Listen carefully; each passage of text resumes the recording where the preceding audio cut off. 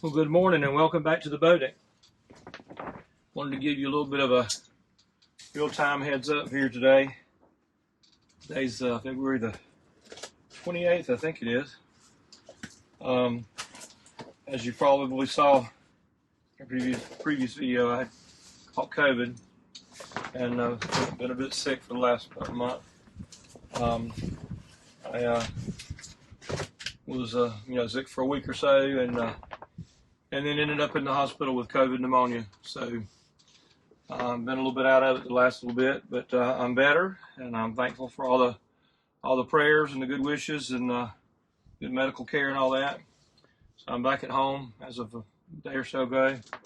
I will be somewhat limited what I can do work-wise for the next month or so while I'm on finishing up some medications and on light duty, so to speak, I guess you could say.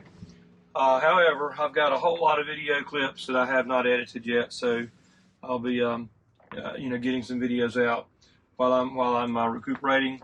And right now, this is on this Liberty Pied Piper 28 that I've been working on. You may remember, if you saw the video where I first went and looked at this boat, one of the first things I noticed when I got on this boat was that the helm was really shaky, where the cockpit sole was needed to be recored. So I think this video that I'm fixing to show here is going to be, where I'm getting started on doing repairs for that. But I've been, while I've been sick, I've been ordering a few parts, some stainless eye bolts and stainless cable clamps from Edson, working on this pedestal here. And then I've got, this just came, this should be new cables. I ended up ordering new steering cables for it. And that's what this should be. Yeah, and I could have easily made these up myself and saved a little bit of money. But, this is the right length, the right size, the right fittings, the right type of swag ends on it, the whole bit. So they're ready to roll. It's easy. And it wasn't that much more than if I had made them up myself. So, and they came while I was sick in the hospital. So that's a good thing. So anyway, like I said, just a quick update. Like I said, I'm very thankful for all the prayers and the well wishes and the cards. I am better. I'm on the mends. Like I said, we'll be a little bit limited what I can do work-wise for the next probably month. But then after that, I should be good to go again. And in the meantime, I've got lots to catch up on. So I hope you enjoy the video. Remember, these videos are not really how-to videos. They're more how I do videos. As always, I try to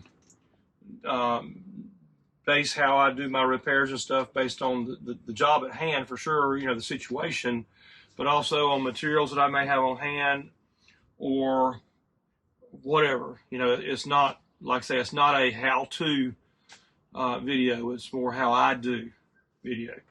And there's quite often better ways to do things, easier ways to do things, more expensive ways to do things, for sure. But I'm always trying to, as much as possible, recycle and reuse and repurpose, that kind of thing. This has turned out well, by the way. I'm almost through with all this stuff under here and getting close to being ready to put the engine back in. Anyway, I appreciate y'all watching, and I appreciate you subscribing. Thanks. Okay, let's see what we got here.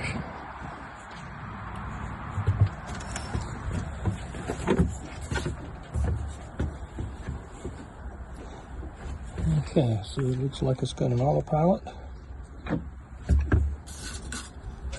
And of course, compass, phone holder,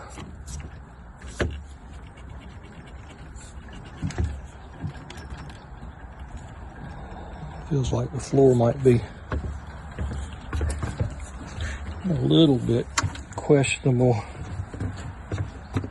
One of the very first things I need to do with this boat before it turns cold here is to winterize the water system. So I picked up, this is for potable water systems, and I'm going to run that through all my pipes and stuff.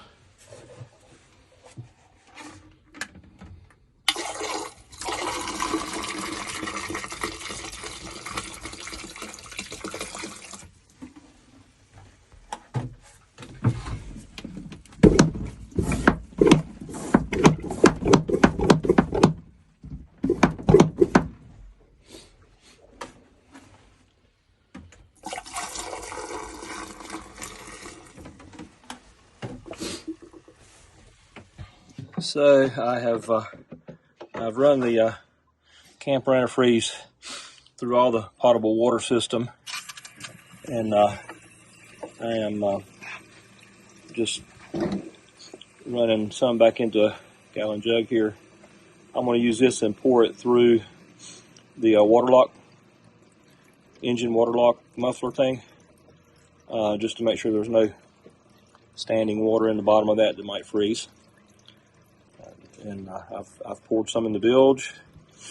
I have flushed through the marine toilet twice, and run it through the sink drains, and turned all the faucets on everywhere, so it has flushed out any water that might have been still in the water lines.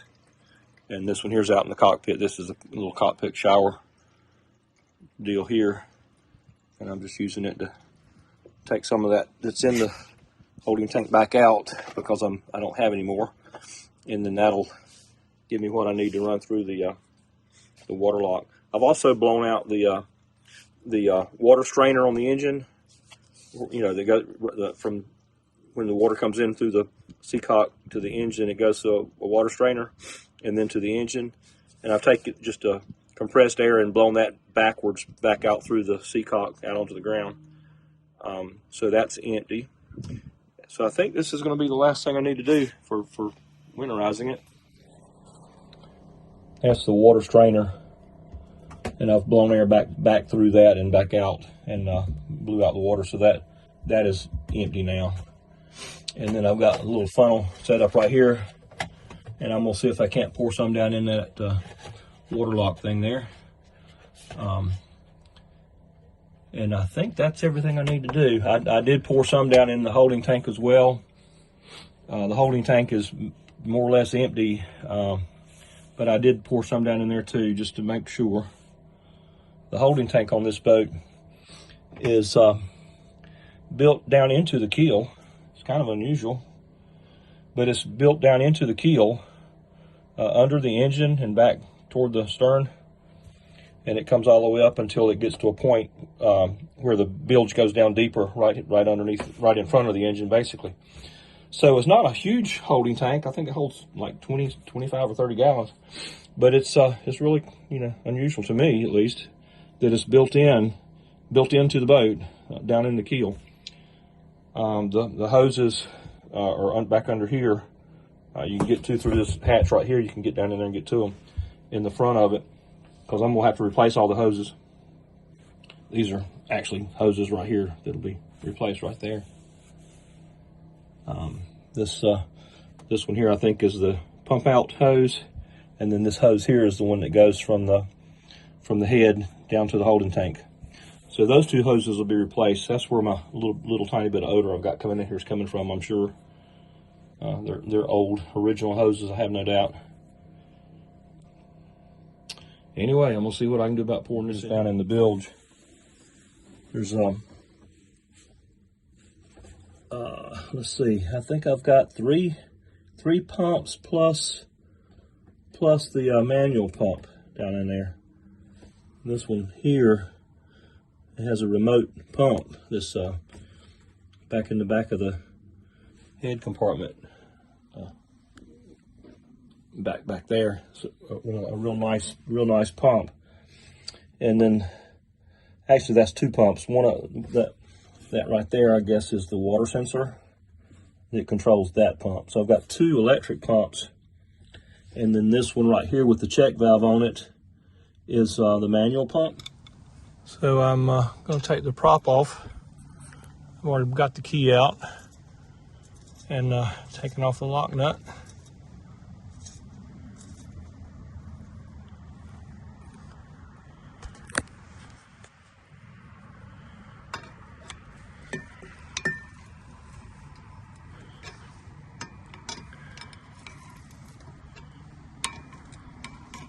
I think the prop is okay. It's going to obviously need to be cleaned, but it's not, hasn't turned that pinkish color like they do when they have had a lot of electrolysis. I think it's going to clean up and be okay.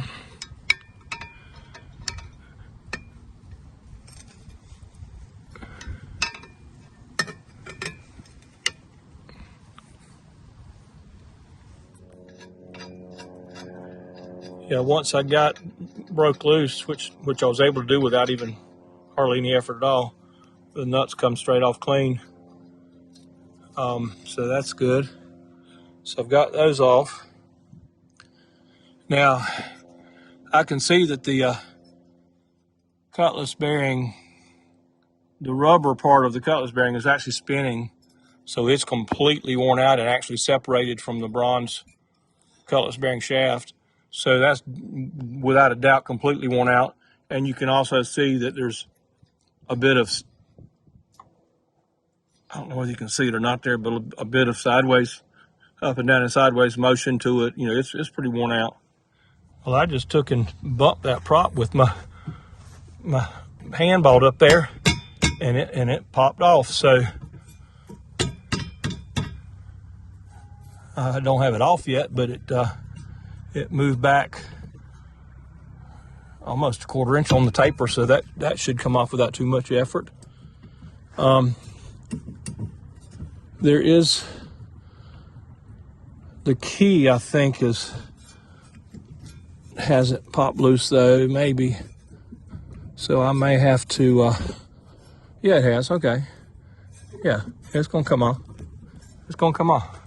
I just can't hold the phone and record it, but I think I can just pop it off. Okay, so I've got it popped loose. Let's see if I can get it off of here without losing the key. Okay, props off. There's the key. Key's out. Little bronze key. And then the shaft. And you can see where that housing, or the wear surface of the cutlass bearing has just completely separated from the bronze or brass tube that it is fastened to. So, and then that shaft will come out now as soon as I get the rest of the stuff off the inside. So I just cut me a piece of plywood to fit in here, to give me something to crawl in here on, and just put some padding on it to make it a little bit easier on my knees. And I've got to try to get this coupling off right here, and I've got to take out the prop shaft seal housing here. So I've got to be able to pull the propeller shaft out, because I am going to need to replace the cutlass bearing while I've got it apart. So I've got to get all this stuff right here off and this stuff right here off. But while I was in here looking, I've taken some measurements. That fuel tank will come out. You know, just pull it straight out toward the bow. It should fit, but I've got to take everything. I've got to strip all of this stuff off of it here and strip everything off of it right here. So I've got clearance between this fiberglass panel and this fiberglass panel over here, and it'll come out and it'll fit, you know, through the companionway stairwell opening. But it's I've got about, I'll probably have an inch of play, or maybe a little more, to get it out. But it's like all things boat. It's it's going to be difficult. I've got to take loose the fuel, the filler hose, the vent hose, the return line, the fuel line, the sending unit wires. But if I can get that tank out, then I can put a temporary floor through here where I can just get in here, lay on my back or whatever, and work overhead and get all this steering pedestal deal cut loose and get this overhead record. It's going to be a job. It's going to be a little bit of a frustrating, aggravating job. But like I say, most boat projects are. You never have enough room to work, at least not comfortably. There is a hatch at the backside from the lazarette, but I can't get through it. It'd be impossible for me to get through it. A child could get through it. But anyway, I've got some grandsons, so if I have to have some little help, I've got some little help available. But anyway, this is going to be probably the biggest project on the whole boat. And it's the very first thing I noticed when I first got on the boat. Right off the bat, the very first thing I noticed was that pedestal had movement in it. So I knew that floor was suspect. Honestly, it's probably worse than I thought it was going to be. But I mean, if you got to cut it out, you got to cut it out, whether it's a little bit or a lot.